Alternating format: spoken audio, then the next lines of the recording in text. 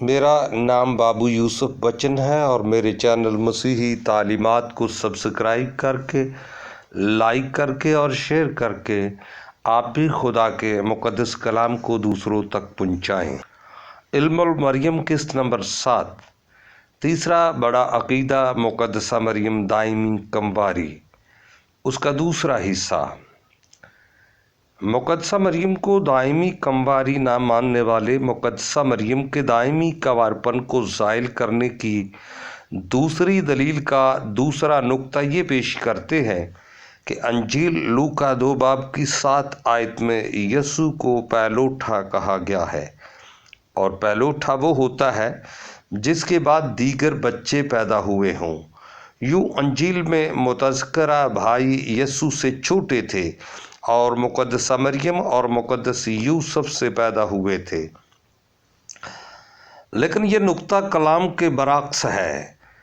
کلام مقدس کے مطابق پہلوٹھا وہ ہوتا ہے جو پہلی دفعہ ماں کے رحم کو کھولے، اور اس کے بعد کوئی بچہ پیدا ہو یا نہ ہو وہ پیدائشی ہی پہلوٹھا ہوتا ہے۔ ایسے پہلوٹھوں کے بارے میں کلام مقدس میں اکثر دفعہ ذکر ملتا ہے۔ مثلاً خروج 13 باب 15 آیت میں لکھا ہے کہ اپنے بیٹے کو قربانی اور فدیے کے بارے میں یہ بتانا کہ خدا نے ملک مصر میں انسان اور حیوان دونوں کے پہلوٹھے مار دیے، اس لیے میں جانوروں کے سب نر بچوں کو جو اپنی ماں کا رحم کھولتے ہیں خداوند کے آگے قربانی کرتا ہوں، لیکن اپنے بیٹوں کے سب پہلوٹھوں کا فدیہ دیتا ہوں۔ خروج 22 باب 29 اور 30 آیت میں لکھا ہے کہ خداوند فرماتا ہے کہ 7 دن تک بچہ اپنی ماں کے ساتھ رہے اور 8ویں دن مجھے دینا، یعنی پہلوٹھا نذر کے طور پر پیش کرنا۔ عدد کی کتاب کے 3 باب کی 43 آیت میں لکھا ہے ایک ماں کے بچے کا فدیہ دینا ضروری تھا، اور فدیہ پہلوٹھے کا ہی دیا جاتا تھا۔ احبار 12 باب 1 اور 6 آیت میں لکھا ہے جب لڑکا پیدا ہو تو اس کے طہارت کے 40 دن پورے ہونے کے بعد سوختنی قربانی کے لیے لائے، یعنی پہلوٹھے بچے کو۔ ان حوالہ جات سے بخوبی پتہ چلتا ہے کہ ماں کا رحم کھولنے والا بچہ پہلوٹھا ہوتا ہے، اور چاہے وہ 1 دن کا ہو، 7 یا 8 دن کا ہو، 1 ماہ یا سوا ماہ کا ہو، وہ پہلوٹھا ہی ہوتا ہے۔ پادری خیر اللہ اپنی کتاب قاموس الکتاب کے صفحہ نمبر 210 پر لکھتے ہیں کہ عبرانی لفظ نکور کا مطلب پہلوٹھا ہے، یعنی پہلی مرتبہ ماں کے رحم کو کھولنے والا بچہ۔ پادری عماد الدین اور پادری رابرٹ کلارک 1875 میں لکھی جانے والی اپنی کتاب تفسیر متی کے صفحہ 15 پر لکھتے ہیں کہ ہر اول بچے کو پہلوٹھا کہتے ہیں، خواہ دوسرے بچے ہوں یا نہ ہوں۔ گویا پہلوٹھا ہونے کی شرط یہ نہیں کہ اس کے بعد بھی بچے پیدا ہوئے ہوتے ہیں، بلکہ پہلوٹھے کی شرط یہ ہے کہ اس نے پہلی دفعہ ماں کا رحم کھولا ہوتا ہے۔ یسوع المسیح ماں کا رحم کھولنے والا پیدائشی پہلوٹھا تھا، نہ کہ مقدسہ مریم سے اور بچے پیدا ہونے پر پہلوٹھا بنا تھا۔ یوں مقدسہ مریم دائمی کنواری تھی۔ دوسری دلیل کا تیسرا نقطہ یہ ہے کہ انجیل متی کے 1 باب کی 18 آیت میں لکھا ہے کہ ان کے اکٹھے ہونے سے پہلے وہ روح القدس کی قدرت سے حاملہ پائی گئی۔ بعض اس کا مطلب یہ لیتے ہیں کہ ان کے اکٹھے ہونے سے پہلے تو مقدسہ مریم روح القدس سے حاملہ ہوئی تھی، لیکن یسوع کی پیدائش کے بعد وہ اکٹھے ہونے سے کبھی بھی روح القدس سے حاملہ نہیں ہوئی تھی، بلکہ اکٹھے ہوتے تھے تو وہ حاملہ ہوتی تھی اور اس کے بچے پیدا ہوتے تھے، جن کا ذکر کلام میں بعض مقامات پر پایا جاتا ہے۔ دراصل اس عبرانی محاورے کا مطلب یہ نہیں ہے کہ وہ یسوع کی پیدائش کے بعد اکٹھے ہوئے تھے۔ اس طرز کلام کے مطابق کسی بات سے پہلے ہونے کا مطلب کسی بات کے ہوئے بغیر ہونا ہوتا ہے، بعد میں اس کا ہونا مراد نہیں ہوتا۔ یعنی مقدسہ مریم اور مقدس یوسف کے اکٹھے ہوئے بغیر ہی مقدسہ مریم روح القدس سے حاملہ ہوئی تھی۔ یہ صرف ایک ہی واقعے کا بیان ہے۔ ایسے محاورات اکثر کلام مقدس میں مدرج ہے۔ مثلاً زبور 129 میں لکھا ہے کہ صہیون سے نفرت رکھنے والے چھت کی گھاس کی مانند جو اس سے پہلے کے بڑے سوکھ جاتی ہے۔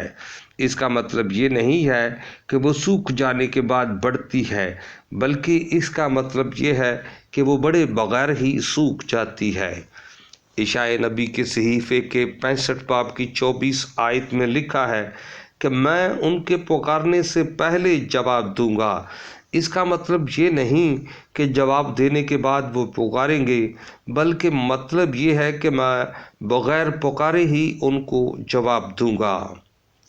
اشعیاء نبی کے صحیفے کے 66 باب کی 7 آیت میں لکھا ہے، اس سے پہلے کہ اسے درد لگے اس نے جنم دیا، اور اس سے پہلے کہ اسے درد ہوا اس سے لڑکا پیدا ہوا۔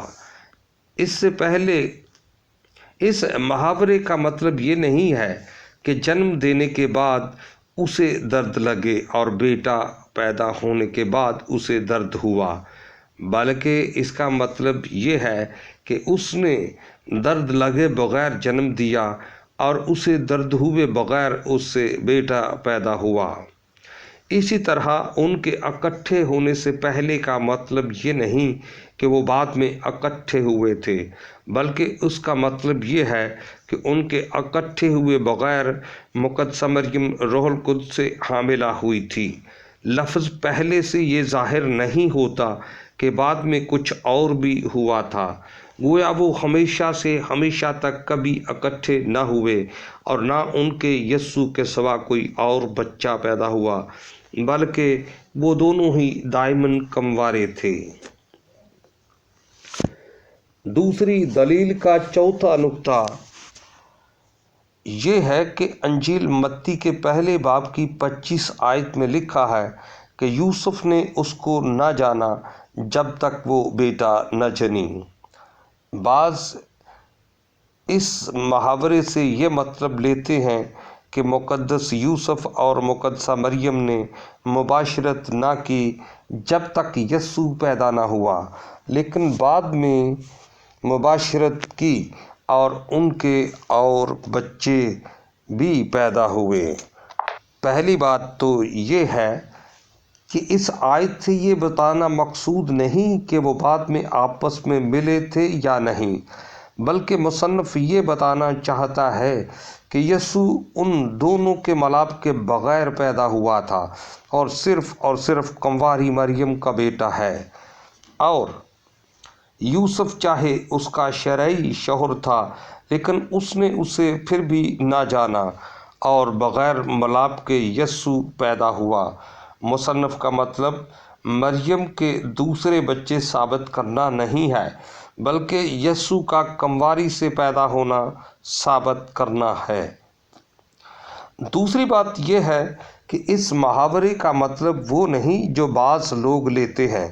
عبرانی محاوروں میں تک، آخر تک، آج تک اور جب تک کا استعمال دیے ہوئے وقت کے بعد بھی اس پہلی حالت کا جاری رہنا مراد ہے، یعنی ہمیشہ تک اسی حالت میں رہنا مراد ہے۔ تکوین 8 باب کی 6 اور 7 آیت میں لکھا ہے، نوح نے کشتی کی کھڑکی کھول کر ایک کوے کو اڑایا، سو وہ نکلا اور جب تک زمین پر سے پانی سوکھ نہ گیا وہ ادھر ادھر پھرتا رہا۔ گویا پانی سوکھ جانے کے بعد بھی کوے کی ادھر ادھر پھرنے کی حالت جاری رہی تھی، یعنی وہ جب تک زندہ رہا ادھر ادھر ہی پھرتا رہا، یعنی وہ ہمیشہ تک پھرتا رہا، گویا جب تک سے ہمیشگی مراد ہے۔ تکوین 28 باب کی 15 آیت میں لکھا ہے، جو میں نے تجھ سے کہا ہے جب تک اسے پورا نہ کروں تجھے نہیں چھوڑوں گا۔ اس کا مطلب یہ نہیں ہے کہ پورا ہونے کے بعد چھوڑ دیا جائے گا، بلکہ پورا ہونے کے بعد بھی یہ حالت جاری رہے گی۔ تکوین 49 باب کی 10 آیت میں لکھا ہے، یہودا سے سلطنت نہیں چھوٹے گی اور نہ اس کی نسل سے ریاست کا عصا جدا ہوگا جب تک شلوا نہ آئے۔ اس کا مطلب یہ نہیں کہ شلوا کے آنے پر سلطنت ختم ہو جائے گی، بلکہ شلوا آنے کے بعد بھی جاری رہے گی۔ زبور 110 کی پہلی آیت میں لکھا ہے، یہوہ نے میرے خداوند سے کہا، تو میرے دائیں ہاتھ بیٹھ جب تک میں تیرے دشمنوں کو تیرے پاؤں کی چوکی نہ کر دوں۔ اس کا مطلب یہ نہیں ہے کہ جب دشمن پاؤں کی چوکی ہو جائیں گے تو وہ یہوہ کے دائیں ہاتھ نہیں رہے گا، بلکہ یہ حالت اس کے اور بھی ہمیشہ جاری رہے گی، اس کے بعد بھی ہمیشہ جاری رہے گی۔ کلام میں ایسی بے شمار مثالیں ہیں جن سے ثابت ہوتا ہے کہ پہلی حالت دیے ہوئے وقت کے بعد بھی جاری رہی۔ پس اس کو نہ جانا جب تک کہ وہ بچہ نہ جنی کا مطلب یہ نہیں ہے کہ بیٹا جننے کے بعد اسے جانا گیا تھا، بلکہ اس کا مطلب یہ ہے کہ بیٹا جننے کے بعد بھی اسے نہیں جانا تھا، بلکہ قطعاً کبھی نہیں جانا تھا، اور یہ نہ جاننے کی حالت ہمیشہ جاری رہی تھی۔ پس مقدس یوسف اور مقدسہ مریم کا یسوع کے سوا کوئی بچہ نہیں تھا، یعنی یسوع کا کوئی سگا بھائی نہیں تھا، اور یسوع روح القدس کی قدرت سے کنواری مریم سے پیدا ہوا تھا، اور مقدسہ مریم ہمیشہ سے ہمیشہ تک کنواری رہی۔ اگلی قسط میں کلام مقدس سے دیگر دلائل کے ساتھ بیان کیا جائے گا کہ وہ بھائی قطعاً یسوع کے سگے بھائی نہیں تھے، اور نہ ہی مقدسہ مریم اور یوسف کے بچے تھے، اور یہ بھی بیان کیا جائے گا کہ وہ بھائی آخر کون تھے اور یسوع کے بھائی کیوں کہلاتے تھے۔ سننے کا شکریہ۔